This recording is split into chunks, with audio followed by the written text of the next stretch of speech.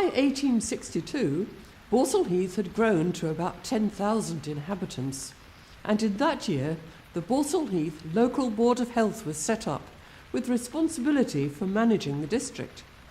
There were difficulties. There was no proper water supply and no sewage, and in 1873 a serious typhoid epidemic occurred, and they had to call in a medical inspector from London called Dr. Ballard.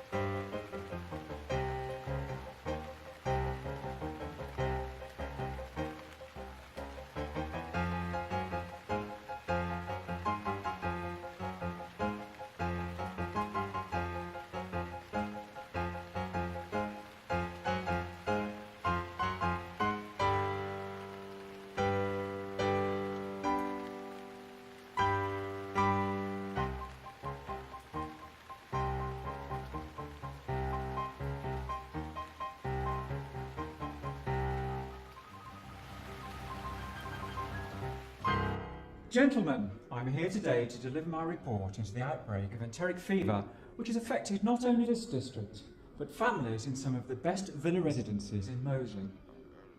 The good news is that I have positively identified the cause of the outbreak. However, this has long-term implications which will need you to address them. The cause lies in the wells of the two milkmen who live in adjacent properties in Ballsal Heath. The first person to die of typhoid was a boy who worked for one of these men. They both received their milk from a farm in the countryside outside of Moseley. However, they are both guilty of watering the milk down to increase their profits. And it is this water which is the cause of the problem, with the privies being located a mere 13 feet from the wells. Gentlemen, you are responsible for supplying clean water in the district, as you are for the sewage system. I have taken the opportunity to investigate other wells in the area, and I have found that they are all supplying polluted water. It is imperative that immediate action is taken to rectify this situation. The board was shocked by Dr. Ballard's report and indeed did take immediate action because they put up standpipes for running water. However, there was still no proper water supply system and no complete sewage system until 1882, although the population continued to increase rapidly.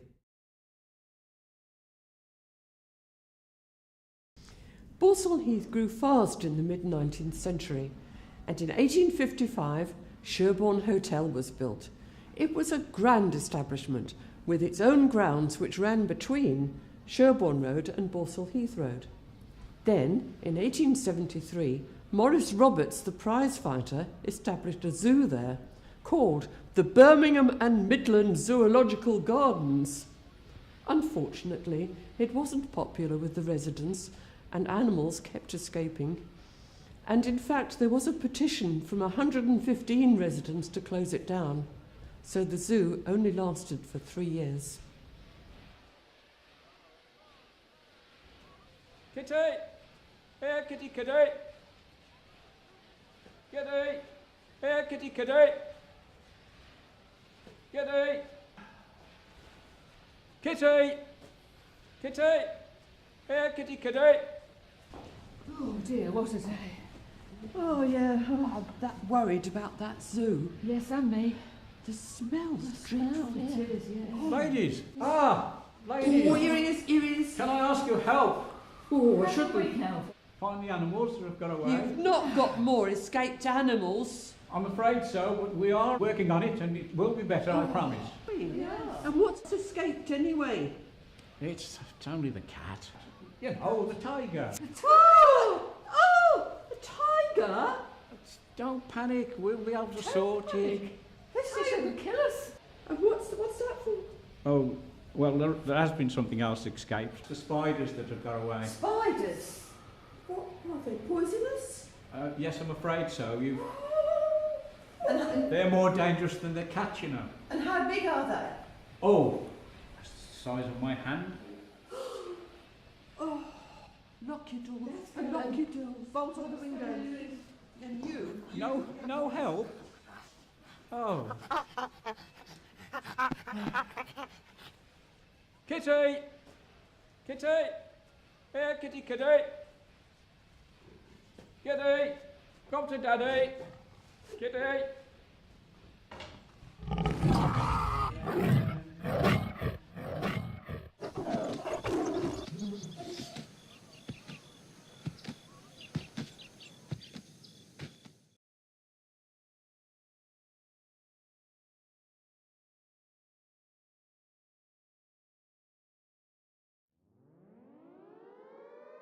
These are terrible times. We are under attack and must stick together to survive. This is the worst month yet. You see, the German bombers flying into Brum are following the River Ray and the railway line. Well, you can't black out a river and a railway, so we're in their flight path. Last week, they bombed the tram line.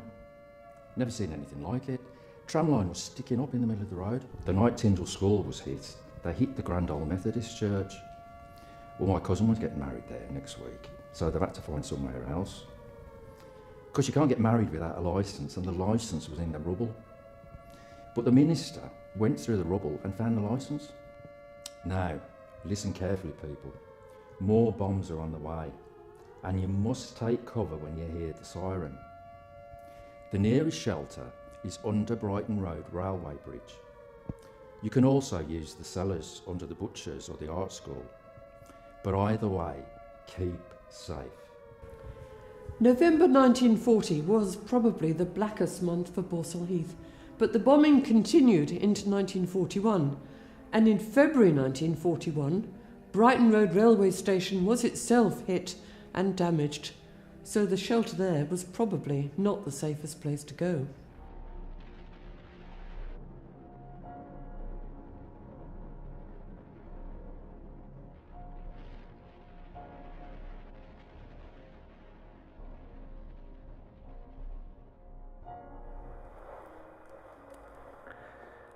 I was on fire watch duty at the tower of Ballsal Heath Library, and I got a call just after 8 o'clock that there'd been an incident at the Carlton Cinema.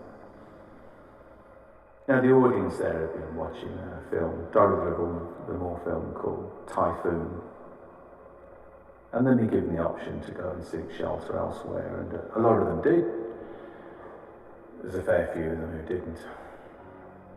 Anyway, just after 8, high explosive bomb came down through the roof, through the screen, landed in the orchestra pit. I was one of the first on the scene. First thing that struck me was the light of this beautiful moon coming through the roof. And just for a moment, it just caught me. But then the noise, the sound, dust started to kick into my senses.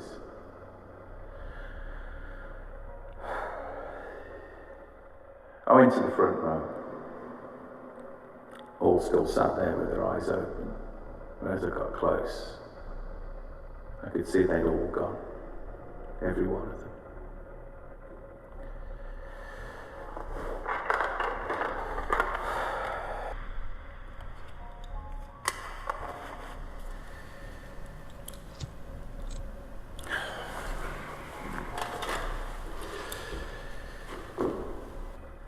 First ambulance crew that came was from ARP Depot 16 on Court Road. Clarice Summerhouse was the driver with a new attendant. Well, they got inside and the new attendant, she just fainted clean away at the carnage. So the other attendant helped Clarice. We set about helping those who were alive and doing our best, moving out the dead as well. For one lady, she was looking after a man who was clearly dying. So we moved on to look after somebody else. Well, when we got back, he was gone. She was gone too. She hadn't even realised she'd been wounded.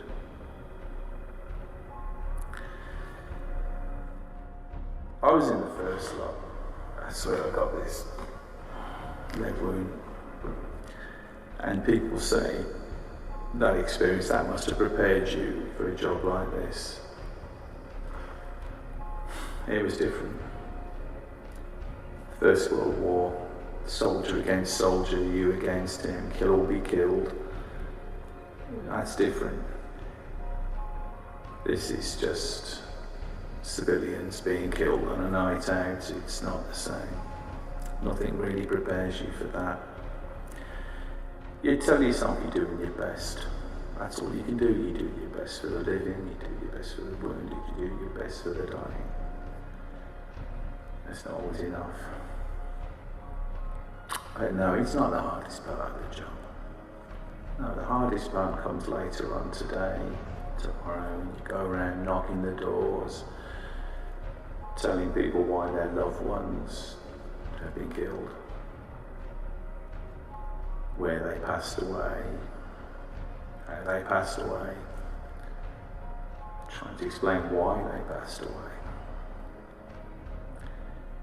And these people are just trying to make sense of it all, trying to understand and come to terms with it. And you know, this is, you just can't make any sense of it.